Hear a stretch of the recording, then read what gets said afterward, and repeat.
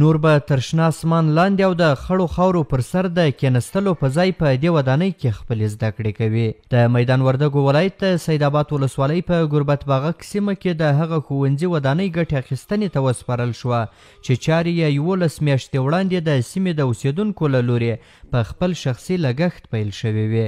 د غازي تاج محمد خان ښوونځي ودانۍ د یو لړ مراسمو په ترسره کېدو سره د زده کوونکو پر مخ پرانیستل شوه.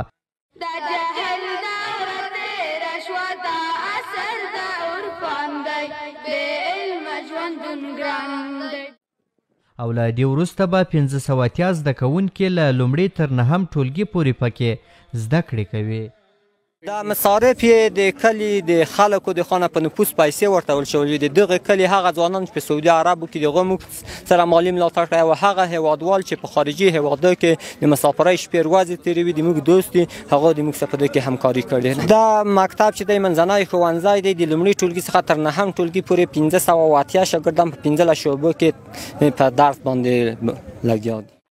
سیمجي 9 میاشتې وړاندې د ګربت باغک سیمه کې د دې ښوونځي پر نیمه کاره ودانۍ یو ځانګړی راپور وکړ. د سیمې اوسېدونکي او د ښوونځي مسؤلین وایي چې هغه وخت دوی له سختو اقتصادي ستونزو سره مخ وو او نور یې د دې توان نه درلود چې د ښوونځي پر نیمه کاره ودانۍ کار وکړي. خو پر سیمجي د راپور تر خپرېدو وروسته یو شمېر بهرمیشتو افغانانو له دوی سره مرسته وکړه او دا دی د نږدې یو کال په موده کې یې د دغه ښوونځي د جوړېدو چارې پای ته ورسېدې. هغه د تاسو د تلویزیون د لارې دغه لیدلې وه دا صحنه تاسو هم مصاحبې لیدلې بیا یو سپیس دایر کو په ټویټر کې هغه خلک دعوت کړل هغه کاپي اندازه کومک د موږ سره وکړو د خلکو نه پیسې جمع کړو کابل ته یې ولا کړلې موږ واخیستې په ډېر اساس وخت کې د هغو نه هم ډېره مننه کوو نور چې د موږ سره چا کومک کړی دی او رسنیو چې دی موږ غږ دنیا ته ورسوو دونه مننه کوو کور یې ودان. د دغو مکتب په جوړولو کې ټولو خلکو همکاري وکړه کلیوالو خپلوانو دوستانو بالخصوصا د موږ د خارج نه ډېر کومکونه وو او تاسو نه ډېره مننه چې دلته اوس هم راغلي یې د موږ غونډه واخیسته تلویزیوني ته انشاءالله ورکړی چې ټوله دنیا یې وویني او خلک یې وویني خلک تشویق شي چې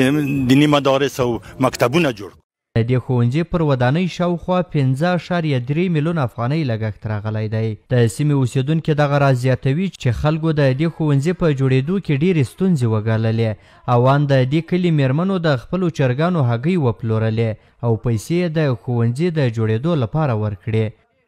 والله ما لیدل چې هغوی خرڅې کړي هغوی زنانه هغوی خرڅې کړي د اولاد لپاره چې د موږ تعلیم تربیه وکړو داسې غیرتي ښځې د موږ دي هغوی خرڅې کړي پیسې والله بله ورځ مې ولیدلې چې په دغو خیرات کې 100 روپۍ و زنانه یو سړي ته ورکړي چې دا د ما په خیرات کې پاتې نه شي داسې غیرتي میندې د موږ دي. په دې ښوونځي کې په زده کړو بوخت ماشومان د دې ودانۍ په جوړېدو سره د خوښۍ ترڅنګ وایي چې اوس مهال یې پر وړاندې لویې ستونزې د څوکیو میزونو او قرطاسیې نشتون دی او حکومت یې باید لاسنیوی وکړي.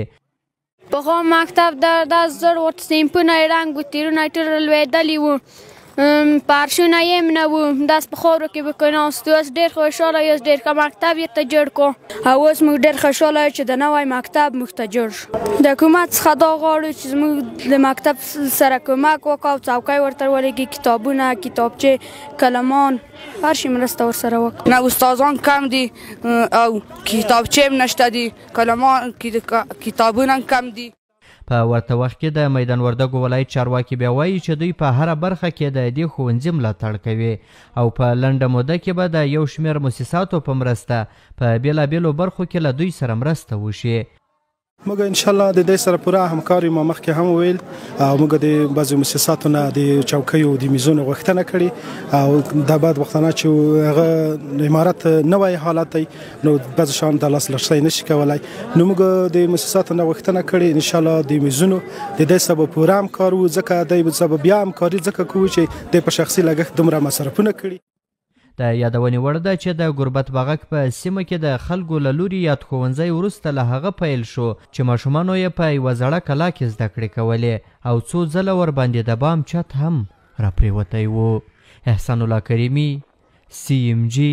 د میدان وردګو ولایت د سید آباد ولسوالۍ د ګربت باغک سیمه.